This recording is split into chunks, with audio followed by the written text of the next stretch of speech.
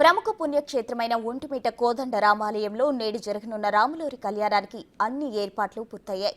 లక్షలాది మంది భక్తులు హాజరు కానున్నందున ఎలాంటి అసౌకర్యం కలగకుండా టీటీడీ జిల్లా అధికారులు అన్ని చర్యలు తీసుకున్నారు. కళ్యాణోత్సవాన్ని నేరుగా తిలకించలేని వారి కోసం 28 ఎల్ఈడీ స్క్రీన్లు అమర్చారు.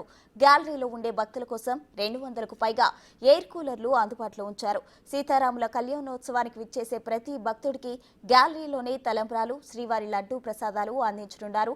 సీతారాముల కళ్యాణ వేదికను ఆదివారం సాయంత్రం జేఈఓ శ్రీ వీరబ్రహ్మం, జిల్లా జేసీ శ్రీ గణేష్ కుమార్ మరియు ఇతర యంత్రాంగంతో కలిసి పరిశీలించారు.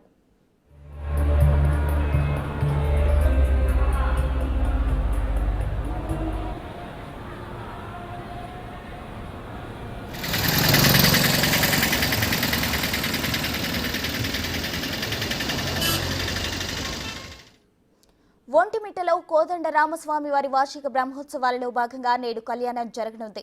దేశంలో ఎక్కడా లేని విధంగా పౌర్ణమి రాత్రి పండు వెన్నెల్లో ఒంటిమిట్ట రాముల వారికి కళ్యాణం జరగడం ఇక్కడి ప్రత్యేకత. ఈరోజు సాయంత్రం 6:30 నుంచి 8:30 మధ్యలో అంగరంగ వైభవంగా పున్నమి వెలుగుల్లో వైభవంగా సీతారాములు పెళ్లి చేయనున్నారు. కళ్యాణోత్సవం కారణంగా ఆ ప్రాంతంలో పోలీసులు ట్రాఫిక్ ఆంక్షలు అమలు చేస్తున్నారు. కడప, రేణిగుంట వైపు వెళ్లే వాహనాలను దారి మళ్లింపు ఉంటుంది.